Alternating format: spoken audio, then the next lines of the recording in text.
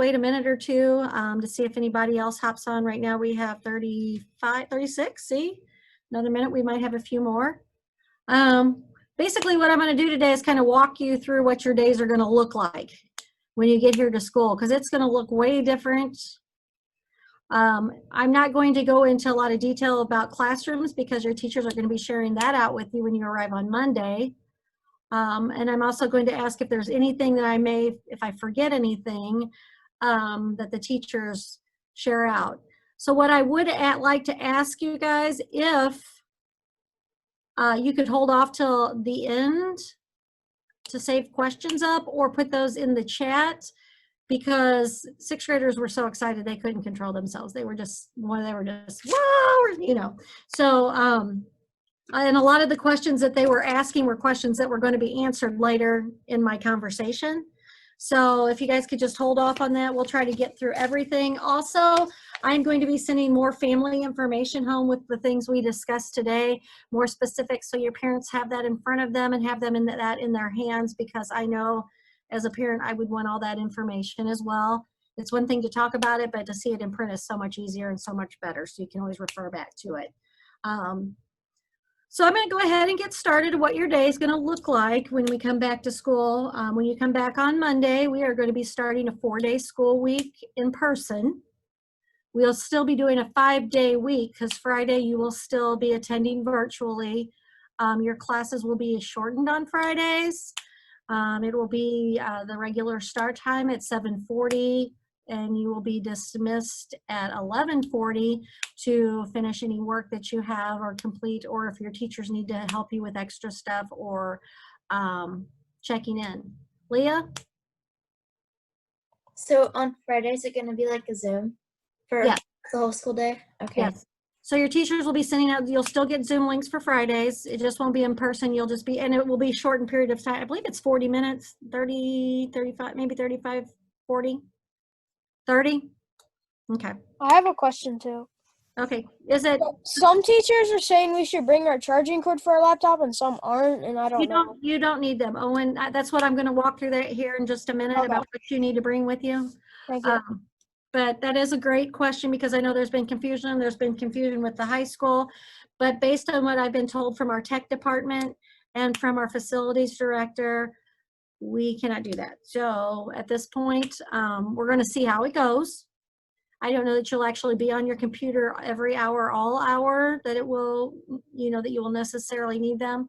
So what you need to do every night when you're getting ready before you go to bed and brush your teeth, you need to find a spot in your house where you can plug in your computer and make sure it charges overnight so it's at 100% in the morning.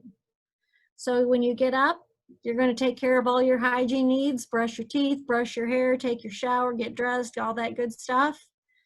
You're going to do your Healthy Hawk checklist that you're going to be getting. It should be sent out by Dr. Dilge, but I will send out a copy. I think we're supposed to get an updated one. You'll go over that checklist, and it asks about symptoms for a variety of, you know, low risk symptoms, high risk symptoms, if they're not attributed to another illness. So you'll go through that every morning. And if you meet the criteria of that list, you will get yourself ready to go. And you will put your laptop, because your laptop is like your second, I mean, it's like having a second planner. It should be brought to school with your planner every day. And then you would need to put what supplies that you need daily in your backpack. Really, the only thing you're probably gonna have to put in your backpack is your laptop, because all the other stuff should be in there anyway, because you guys won't be using lockers this year. You will be using your backpacks. So we don't want you to overfill your backpacks with too much stuff. Just the minimum. That's why I asked the teachers to make a minimum supply list for you guys. You probably will definitely need your earbuds in there as well. And then everything else that is on the supply list. Ms. Weiland, can you share with the kids where the supply lists are located if they don't know? I have put a supply list for 7th grade in my Google Classroom, so every single hour can look at it there. Okay. Do the other teachers have it in their Google Classroom? I am not sure. Okay. I can double check. Okay. If they don't, would you mind asking them to add that to their Google Classroom? That way the kids have a variety of different places to look for them. That would be awesome. Absolutely. Okay, thank you. So you're going to check your supplies. You're going to get whatever form of transportation you need to get here, whether it's the bus. And remember, if you get on the bus, you have to wear your mask. Oh, that's another thing to check your backpack for. Make sure you have a spare mask in your backpack. So when you get on the bus, you'll wear your mask. If you're riding in the car with your parents, of course, you don't have to at that point. So when you get here to school, if you are on a bus, the buses are going to come in from the band room. They're not going to come in from the side of the building like they used to. They're going to come over from the band room, and they're going to loop around here in front and kind of stop a little bit in front of the middle school, more towards the elementary. They will be letting you off there. 7th grade, you are going to have a designated entry and exit point, and that is through the field house. And there will be signs on the door of where you should go. So if you get off the bus, you'll go towards the field house. Do you know what I'm talking about when I say the field house? That little space with the concession stand outside of the cafeteria, Yeah. where you come in for like basketball games and school activities. So that's where 7th grade will come in. They will go straight through the gym, and they will go straight to first hour. So if you're coming with your parents will be dropping you off by the softball field. I keep pointing as I do. By the softball field. The road that comes into our main parking lot will be shut off because we're not letting cars in through the main parking lot. Your parents will be directed to drop you off at the end of the building there by the softball field. There'll be people out there telling them what to do. And you will be let out of the car, put your mask on, and you will walk around to the front of the building on the sidewalk, and you will come in through the field house doors. You will come through the gym. I think Coach Rawls and Miss Buckman will probably be switching out in the gym, whoever has PE, and they will be directing you where to go, and you will go directly to your first hour class. Any questions so far? Okay, pretty good, pretty basic stuff. You guys know the building pretty well, so a lot of this stuff, you guys are pros, right? It's just been a little while since you've gotten here. Hello. Hi, how are you? Hi, I'm Heaven McCoy's mother. Yeah, I remember you, Miss Tia. I was trying to see, like, do you guys know what time that the bus will be coming? That would be something that you would need to ask the transportation director. I don't have information as of right now. I think she's supposed to be sending that out, or is it posted on the website, Ms. Steinkamp? So if you need information about your bus and the bus pickup and the pickup time, you need to look at Infinite Campus. There is a tab in your portal that says transportation, I believe, and it will tell you what bus number, what time they pick up, and from where they're going to pick up. Okay? Okay, thank you. You're welcome. Okay, so you guys know when you come in, you're going to go straight to your class. Bathrooms will not be available during passing, and we're going to talk about that a little bit more. We're going to talk about lunch, and we're going to talk about breakfast, but when you get to your class, your teachers are going to give you good solid instruction about what you're supposed to be doing. Breakfast first will be served to your first hour class. Also in your first hour class, your teachers are going to give you 2 cloth masks that are going to be provided by the school. They are just a little cloth mask. They're plain white. I think some of the teachers have put your initials or your names on them. If they are not on there, you're going to need to do that. You guys are more than welcome to decorate those if you have like a tie-dye kit at home, or you want to stitch something, you know how to sew, and you want to stitch something to make it cool, or take markers and draw on it. That's totally up to you to personalize it. It may not be a bad idea. That way, if you lose it, it might be easier to find it. So you will always have the masks you have from home. Gaiters are appropriate. I know kids have asked about those. It's a cloth, you have to have a cloth face cover. So if you have a gaiter, you know, that wraps around your neck and you just pull up, those are appropriate as well. But we also are providing to make sure that you have an abundant supply of masks. So when you get to your class, you're going to take care of breakfast. First hour teachers are going to talk to you about expectations, classroom. They're going to talk to you about social distancing, which I'm going to talk to you a little bit about now, but they're going to be more specific with classroom details. So the health expectations, so far you've done your Healthy Hog check-in, you've gotten on the bus, you've gotten to school, you've gotten to first hour. You've wore your mask, you will have to social distance. It's going to be really hard, I know, as a middle school student, as an adult, as a teacher, to not want to hug each other or high five or, you know, some kind of sign that we've really missed each other, but we cannot do that. You're going to have to do like a little virtual distance hug from 3 feet away, like the elbow tap from 3 feet away without touching each other if you get excited to see friends. But we have to keep these protocols in line and in place all the time to protect our safety. So classrooms are the desks. First off, our classes are not, there are some classes that are bigger, but most of our classes are pretty reasonably sized, pretty small classes. The teachers have set up their desks to keep you as social distance as possible. When you come in and out of the classrooms, you're going to be sanitizing your hands with the hand sanitizers. Those are all over the building. You'll see those everywhere, the little pumps that are on the wall. You just give it a little push and it spits out the hand sanitizer. Also, the sanitizing wipes to clean off your area. Your teacher's going to give you more specific directions with that in the classroom.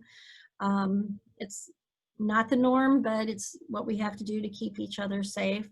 When you get in the classroom, you are going to have assigned seats in every class. We have to have that in place for tracing, contact tracing. You are going to have assigned seats in the cafeteria. We do not have tables in the cafeteria anymore. We've gone to desks in the cafeteria and they're spaced out for social distancing. I'm trying to think. I think that's basically what we needed to cover on health and safety. I am going to tell you if there's anything in question, like if you're feeling ill, not feeling good, you get here and there's some kind of symptom that you're displaying, we will notify the nurse and it will be up to her to make the call on what she's going to recommend, whether you stay in school, whether you go home, what the next steps are. She's the medical professional on our campus, so she's the one that's going to make all those determinations and keep us posted on those of what the expectation is, okay? You will not be able to be sent to the nurse's office like you used to be. You know how you got a pass and you just go. There'll be a phone call that'll be made and we'll talk to the nurse and either she will come see you or we will send you at that point. All right, any questions about that? So hallway passing and expectation. Hallway is going to look a little bit different. It's going to be kind of like driving a car. So when we go through the hallways, you're not going to be using your lockers, so there's not going to be time to stop at the lockers. The bathrooms will not be used during passing. But that's okay because your teachers have been given designated restroom break times during every hour. You will have more opportunities this year probably to use the restroom than you ever have in your school career. Every hour, your teachers have a designated time that they can take their class for mass breaks or bathroom breaks. So they may not let you go. They may say, hey, can you wait 2 more minutes? Our time, we got to wait till the other class clears out. We just 2 more minutes. Can you hang on? But you know that every hour you'll have the opportunity to take a bathroom break. So it's just minimizing, cross traffic and contamination with each other. When you're walking down the hall, you are going to stay on the right-hand side of the road. If you've been in the car with your parents, they stay in the driving lane unless they have to make a turn. And that's when they cross over and your idea of a turn or your experience of a turn will be turning into a classroom. So no matter which direction you're going in the hallway, you'll be on the right-hand side. The only time you cross over is to go to your classroom. Okay? And we're going to try to stay as far apart in the hallways as possible. 6 feet in the hallway is going to be a little difficult, but if we all stay to the right-hand side, we avoid touching each other and you're just going to have to be real cognizant and real conscientious about giving everybody their personal space and staying in your own bubble. Classroom expectations are next. And basically, when you come into your classroom, you will, like I said, you walk in the door, you're going to sanitize your hands, you're going to go to your space, get your stuff that you need taken care of for that day, and you will get ready for your class and follow the directions of your teachers and continue to stay in that space unless you're given other directions by your teachers. When it comes to breakfast and lunchtime, breakfast will be in your classrooms. At lunchtime, your teachers you'll be in your hawk times. You'll go to your hawk time since you're the first lunch shift, correct? Yeah. You go to your hawk time, or you'll go to your teacher's classroom for like your hawk time classroom. And then they will walk you to the cafeteria. We'll get you all set up. It's going to be probably very slow in the first couple of days just because you have assigned seating. We're going to have to get everybody where they need to go. And then you will, your teachers will probably go back to their rooms because Miss Gravel and I are the ones that will be on duty with the 7th and 8th graders, and 7th graders will be eating in the cafeteria. You'll have assigned desks. I'll be pushing the trash can around, collecting all the trash and passing out wipes for you guys to wipe up your area when you're finished. When you're finished eating, you have to put your masks back on. At this time, it might be a good idea to bring any kind of reading materials you have. You know, we, as educators, we always try to encourage you to read, you know, a certain amount of time each day. Well, this could kill some of that time for you if you have your book with you, to go ahead and bring that with you. So you can get that reading time in, so you won't have that, you know, so it can lessen your reading time at home. And then we will dismiss you. Your teachers will come back to get you, and we will dismiss you at that time. I'm gonna jump in here real quick. 7th graders, I'm reiterating, I am emphasizing, after 4th hour, you go to your hawk time class and we will escort you to the lunchroom. It's not leave 4th hour and go straight to the lunchroom. You have to go to the lunchroom. They will not let you in unless your hawk time teacher brings you there. Mm-hmm. And your hawk time teacher is going to pick you up and take you back for hawk time when lunch is over. So it's kind of like being in elementary school going to your special classes. So it's going to be kind of like being back in the elementary a little bit. I know there's been questions about phones at lunch. We are a no phone zone. We don't have, remember last year we didn't use phones. We're going to try to avoid that again this year. That's why we're encouraging you to bring a book to read. We may have the opportunity to project something on the wall for you to watch, whether it be cartoons or like a sports update show or something like that, because I know it's going to be really hard for you guys to sit there, but we're still trying to stick to the no phone zone. I know you'll probably have them in your backpacks because everything will be in your backpacks. I understood, but that's where they should stay. Let's see. Oh, and at the end of the day, dismissal. When we dismiss at the end of the day, the bell rings. You guys aren't going to, you know how last year you kind of go when the bell rings. We're not going to be able to do that this year because we can't have everybody all going out the doors at once. So at dismissal time, probably the first week or so, your teachers will be getting you ready a little bit early before class ends and being prepared to go. You won't need to go to your lockers, so really that extra time that you've had in the past is not going to be necessary because you should have everything with you. When I see that the buses are starting to line up, I will call for riders and I will call for walkers and 7th grade riders and walkers. What door do you think you guys will go out of? Anybody? Maybe the door. Yep, you'll go through the gym and out the field house door, just like how you came in. You'll go stay on the same path. Also, when 7th graders are leaving to go to the buses, you're going to do the same because our 6th graders are going to be going out the front door. So what will happen is the buses line up out here and 2 of them will pull up in front of the middle school. I'll call those bus numbers, or I'll call into the office and they'll call those bus numbers over the intercom. Those people will be dismissed. And when your number's called, you need to go, okay? Because those buses will be waiting for middle school to load and then they're going to pull up in front of the high school. And then 2 new buses will pull up in front of the middle school and I will call for those. So we'll have 2 buses at a time being dismissed to try to keep our numbers through the doors at a minimum. Does that sound good, guys? Yeah. Easy. You guys are experts. I knew you guys 7th grade would have this. I wasn't worried about you guys at all. So at this point, I've gone through your whole day, what your day is going to look like. Are there any questions, concerns? I know we all probably have concerns. I know that some of us are probably really excited about coming back. I know I am excited about hearing kids' voices and seeing faces in the hallway. It's been really lonely over the last 7 months. I mean, I have been here with Miss Steinkamp, but you know, Miss Steinkamp's pretty excited to see somebody besides me too. Are there any questions? Oh my gosh, you guys are amazing. How is the classroom? I said, I bet the meeting with the 7th graders will not last near as long as the 6th graders because they're rock stars. So, Lauren, did you have a question? How is the classroom thing going to work? Are like the teachers going to move to the classes or are we going to move classes? you will be moving classes. Okay. You'll be passing. Remember how I said you're going to stay to the right-hand side? Mhm. Then you'll cross over. Yeah. Sixth grade, we're fortunate. We're very fortunate in our building. First off, we have pretty small classes. We had small classes before this situation, and now they're even smaller because of some of those students doing Edgenuity.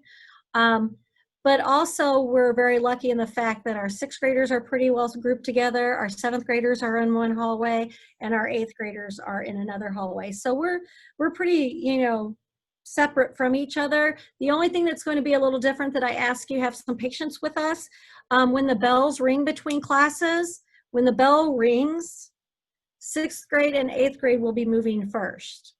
And then seventh grade will be moving as soon as the seventh grade, because there'll probably be some cross traffic with sixth and eighth graders. So as soon as they're gone and out of the seventh grade hallway, that's when your teachers will dismiss you to go to your next class. Okay? So you guys won't need to hop up and run to the door. There's no need for that. But you will just have to pause a little bit, take some deep breaths, relax, and as soon as the hallway is cleared, we'll get you where you need to go. So,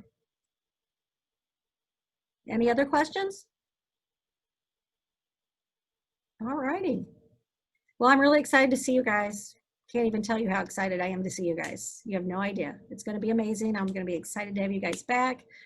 And I know your teachers are going to be excited to see you on a face-to-face basis, even with a mask on, over being zoomed in with. So are the sixth grade teachers. So like if you can't go upstairs though, but hopefully they'll come down and wave at you. Oh yeah.